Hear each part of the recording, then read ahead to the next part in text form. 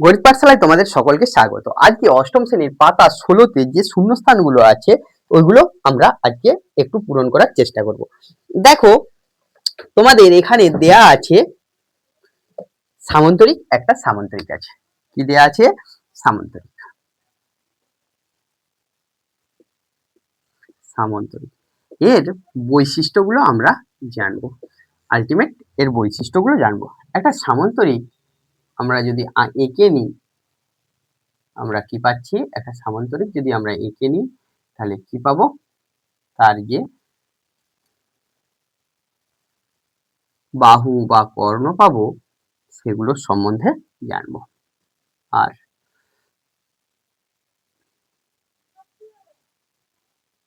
আর এখানে সামান্তরিকের কি হয়? বিপরীত বাহুগুলোর দৈর্ঘ্য। সামান্তরিক কাকে বলছে? যে চতুর্ভুজের বিপরীত বাহুগুলো পরস্পর সমান্তরাল। আচ্ছা, সামান্তরিকের বাহুগুলো কি হয়?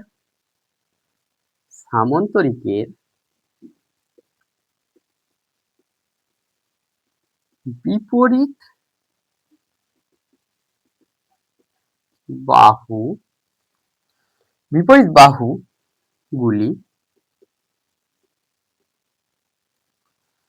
দৈর্ঘ্য। বিপরীত বাহুগুলির দৈর্ঘ্য কি হয়? সমান। বিপরীত বাহুগুলোর দৈর্ঘ্য কি হয়? সমান। দ্বিতীয় নম্বরে বিপরীত কোণগুলির পরিমাণ। সামান্তরিকের বিপরীত কোণগুলো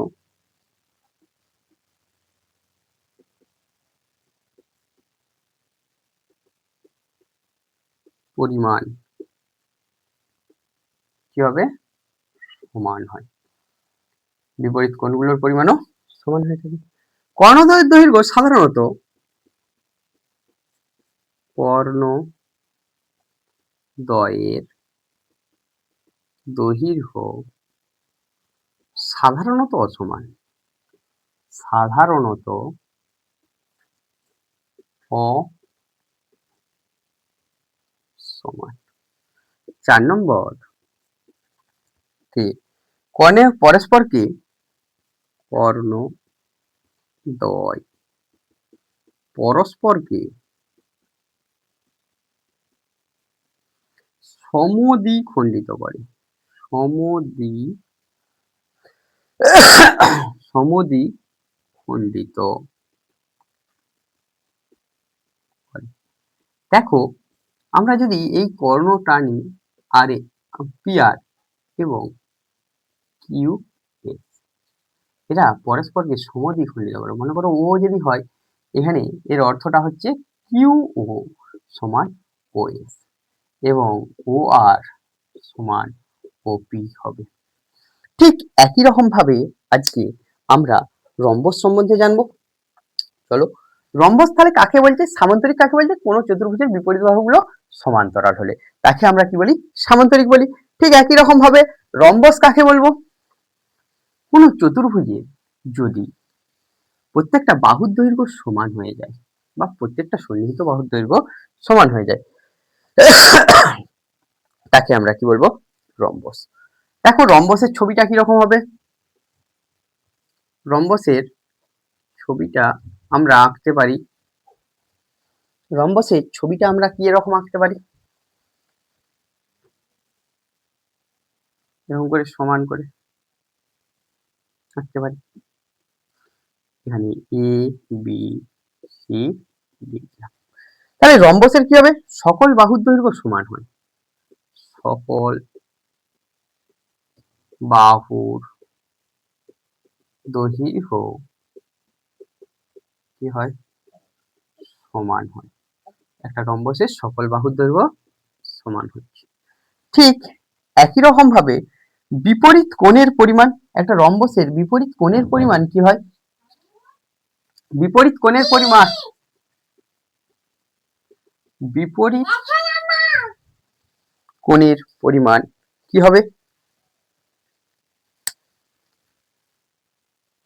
দেখো রম্বসের বিপরীত কোণের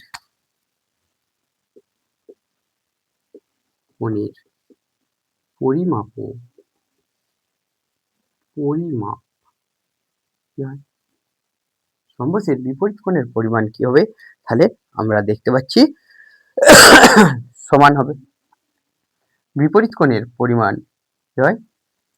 সমান হয়।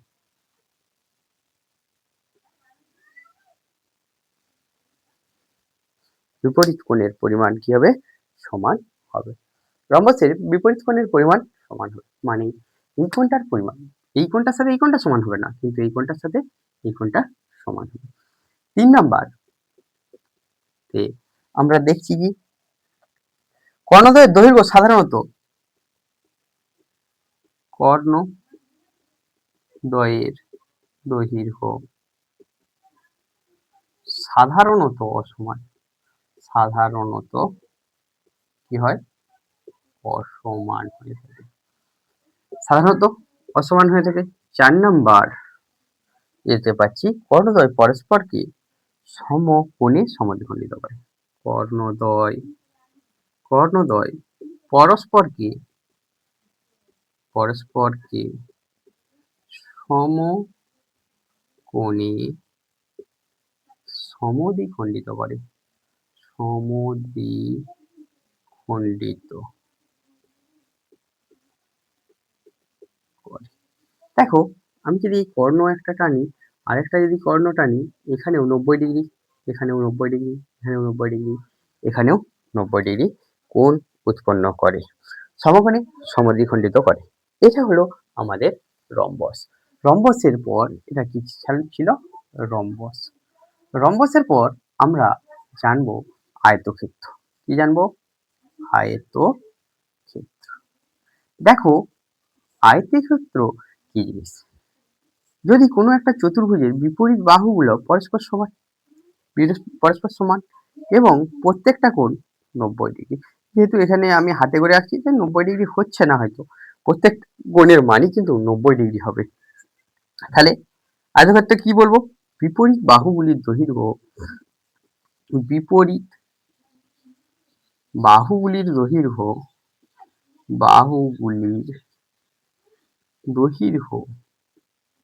বিপরীত বাহুগুলির দৈর্ঘ্য কি হবে? সমান। কি হবে? সমান হবে। আচ্ছা, আয়তক্ষেত্রে বিপরীত কি বলছে? বিপরীত কোণগুলির পরিমাপ। বিপরীত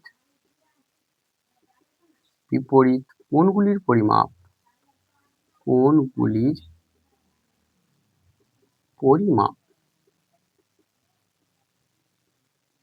পরিমাপ 90 ডিগ্রি বা সমকোণ বা সমান লিখতে পারি। হ্যাঁ, এখানে না হলে আরেকটা কি লিখতে পারি? সমান। সমকোণ মানে কত হচ্ছে? 90 ডিগ্রি, এটাও 90 ডিগ্রি, সমানই হচ্ছে। আচ্ছা, কর্ণদ্বয়ের দৈর্ঘ্য সাধারণত সমান হয়ে থাকে। কর্ণদ্বয়ের দৈর্ঘ্য সাধারণত সমান। কর্ণদ্বয়ের দৈর্ঘ্য সাধারণত সমান। 4 নম্বর কি বলবো? কর্ণগুলো পরস্পরকে সমদ্বিখণ্ডিত করে। কর্ণদ্বয় পরস্পরকে সমদ্বিখণ্ডিত করে। কর্ণদ্বয় পরস্পরকে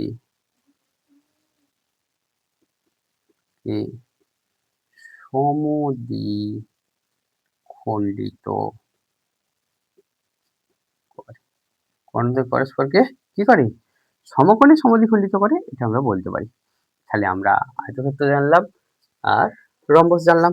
এরপর আমরা জানবো বর্গক্ষেত্র কি বা বর্গক্ষেত্রের বৈশিষ্ট্যগুলো কি কি আছে আমরা আজকে জানবো। দেখো তোমাদের বর্গক্ষেত্রে কি দেয়া আছে? এখানে তোমরা যদি দেখো বর্গক্ষেত্রে কি দেয়া আছে?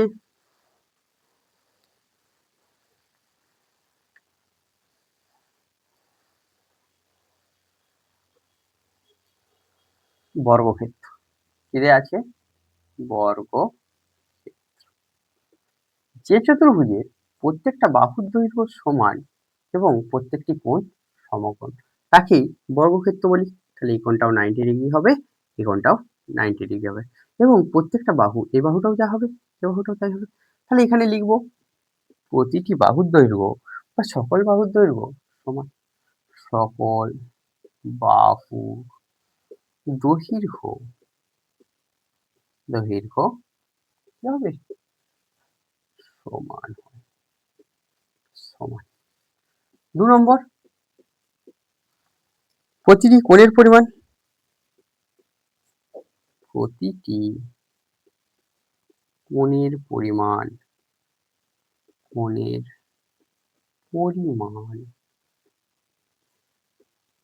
কত হবে? 90 ডিগ্রি। 3 নম্বর, আমরা জানি কর্ণদ্বয়ের দৈর্ঘ্য সমান হবে কর্ণদ্বয়ের দৈর্ঘ্য কি হয়? সমান। কর্ণদ্বয়ের দৈর্ঘ্য সমান। আর হচ্ছে 4 নম্বরে কর্ণদ্বয়। এরা এই কর্ণদ্বয় পরস্পরকে সমকোণে সমদ্বিখণ্ডিত করে।